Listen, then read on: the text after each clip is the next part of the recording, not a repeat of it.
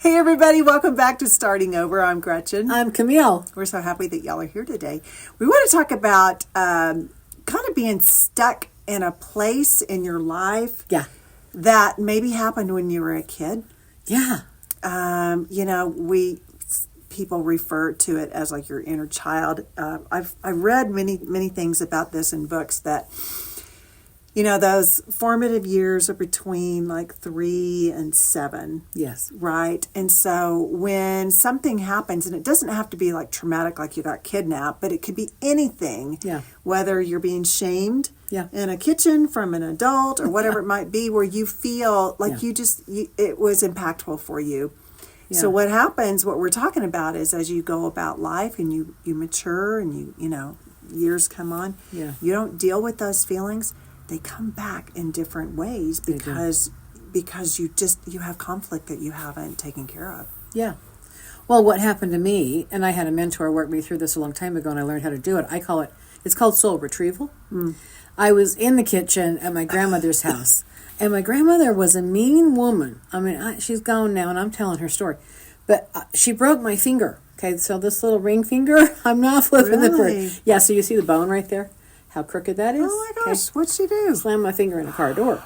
And she didn't mean to do that, but I'm like crying and trying to pull it out. I was probably 6, 7. What are you crying for? And it had broke my finger.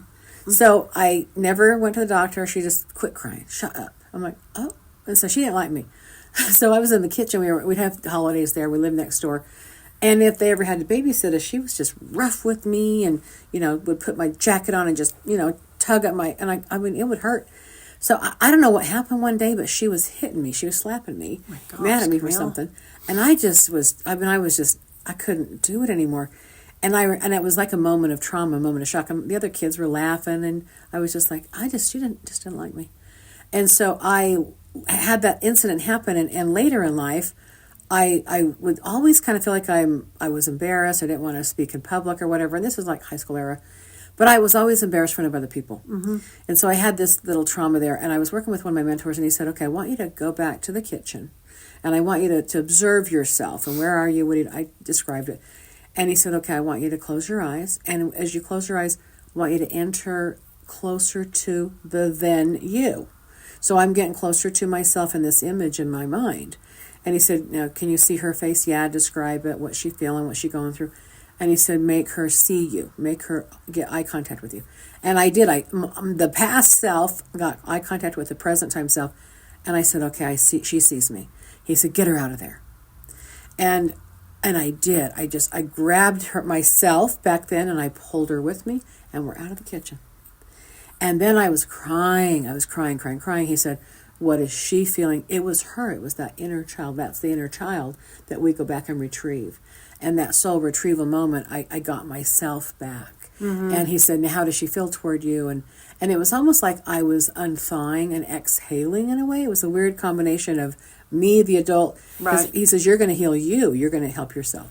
And he said, we call this soul retrieval. And so if you've left pieces of your soul, you spend your spirit on moments. And so you spent a lot of your energy back in that moment. Yeah. And as you go retrieve yourself, you bring yourself with you. Mm-hmm. Well, and what we're talking about, y'all, is that allows you to move on. Yeah. Because what happens when we become adults and we're just living life, whether we have moments what people call triggers or, whatever it might be, or maybe we don't communicate, maybe we're not good at communicating, maybe we're not good with finances, maybe we're not good. Wherever you're having struggles. Gosh, whatever it is. There's a reason why we have landed that way. Yeah. Okay. And so, primarily the basis of everything that we have, if some sort of trauma in our life, is we will take away from that if we don't work through it as we're not worthy. So it's almost impossible to manifest or to feel like a blessing is coming, to have any sort of a faith, because we're feeling like we're not worthy of it. Yes. Someone has landed that title on us that we are not worthy based on something that happened to you when you were a little kid. And the secret is to start understanding it, or at least giving voice to the past you that never got to self-express whatever was going on. But the minute life happens and we go, well, why'd that happen? Usually as children, it must be my fault. But mom, dad Right. dies. My fault. I Right. have too much. They get Divorce. divorced. My fault. Yeah. So we always blame ourselves. And I was unlovable. I wasn't good enough. I was whatever. So we take that, what someone's saying to us, or even the experience we can't understand, must be something happened to me. Right. Yeah. Right. Something, it's my fault. It happened to me. So that's what we do, is we blame ourselves. And so then now we're killing ourselves off, right? And then something bad always happens to me, and that we're always going to be right about whatever narrative got born in that incident. Does that make sense? It makes such good sense, you know. And when I work with clients, I work with a lot of clients who are competing in a pageant, and a lot of your confidence in life, but particularly in a pageant, you've got to work through this stuff, because you will always have that voice in your head screaming at you a narrative that's not true. That's right. It's just not true, but you don't know how to process. It could be anything so not related, like a pageant may be so not related to whatever you experienced as a small child, True. or at some point in your youth. True.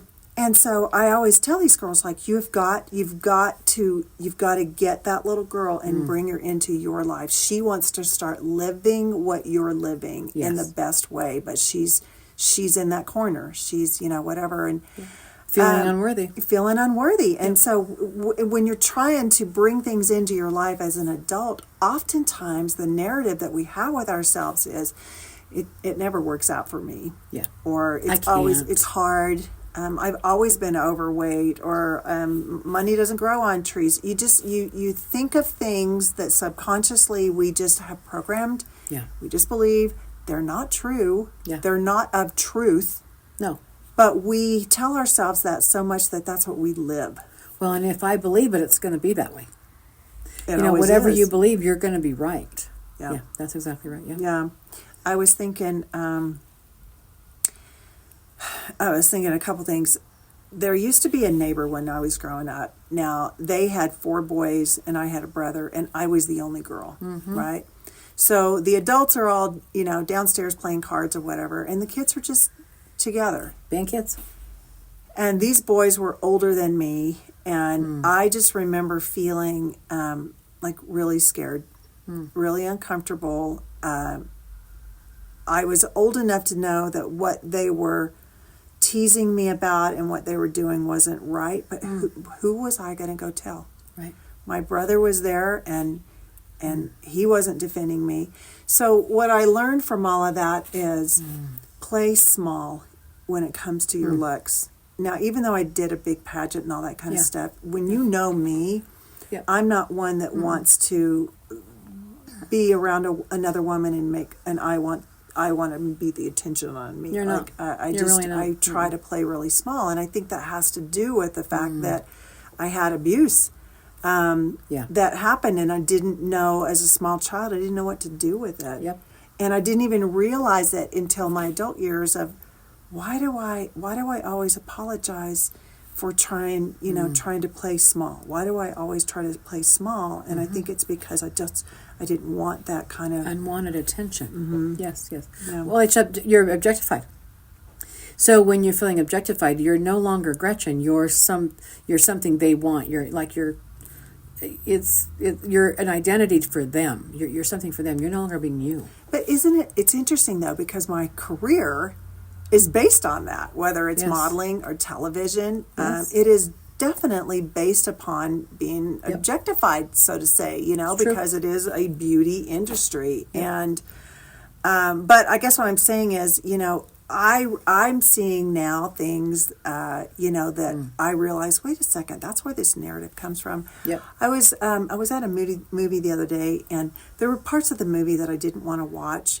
Yeah. And so I was violence. I was just closing my eyes, and I started thinking about the little girl in me, and I started thinking, like, if I had a child and I saw that child was, say, in a room and in a corner and scared, and I knew she was there and didn't do anything about it, like, oh, that's horrible. Yeah. So I started to think, well, I'm just going to go pick her up and sit her on my lap and talk to her, and I can't tell you the warmth that I felt, like a circulating warm energy that was like that. I just felt like at that moment, even though all this stuff was going on the screen, I was so focused on, I'm going to nurture and take care of her, was Yeah. exactly what happened during cancer, because my whole cancer was like, Yeah. I am not going to let this little girl down. I'm not dying Yeah. because this isn't resolved. Right. She hasn't lived yet. Yep. You know, and so my whole time was like, baby girl, no, you're fine. Yes. We're good. We're not, you know, I'm not dying from this kind That's of a right. thing, That's you know. right.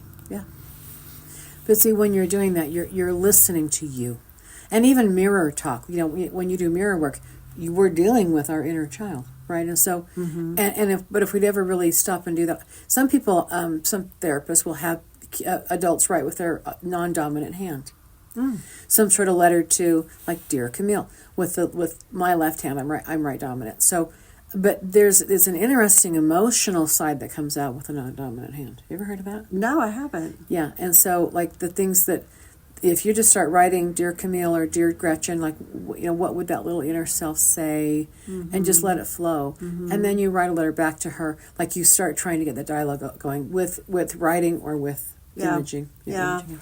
I know, like, since I had that experience last night with, you know, at the movies and stuff, when I went to work this morning, I just thought, you know what, if there really was a little girl, and I tell my clients this, I'm like, take your little girl with you when you're picking out a gown. Ask her, do you like this or do you like that? Take her, you know, maybe even buy her a gift and have it on your dressing table that you're reminded that little gift is for her. Sweet. Take her with you, you know, when you're walking on that stage. And so this morning I was like, you want to go to work with me? Come on, you know. And I just really treated her not like some make-believe little play toy. Yeah. No, it was a part of me that has been Suppressed. And I want to have some 100% freedom with me. Yeah. And you know, realize that this isn't some distant spirit we're talking about. This is you. Yeah. So when Camille talks about mirror work, you're talking to that person that's you. It's not some make-believe, you know, this is just another affirmation thing that I got to do. You're nurturing you. Yeah. You're nurturing you, and really what's happening is you are becoming whole.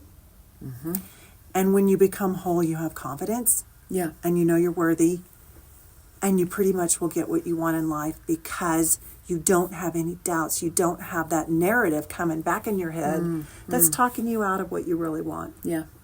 There's actually inner child of of alcoholics. That's like adult children of alcoholics. There's adult children's workbooks you could find, by the way. And so if you would look up adult children workbooks and stuff, there's some really good processes to do on that inner child work, you know. And you came into this honestly when you had that diagnosis. You just instantly knew the most sacred part of you, the most inner part of you. You were not going to let down, you know. And so I think this is vital work for everybody to do. We all get trapped in a moment, you know, we call it. Right. Yeah. So you have to go back to those moments, and if you're going to process through, you have to literally go retrieve you from those traumatic events. And when you start to realize, y'all, this is Camille and I believe this wholeheartedly. When you really start to realize there's nothing serious going on, meaning it's most of the stuff that, just like you as a little kid and me as a little kid, we took upon an idea that only our little minds could understand. Yeah.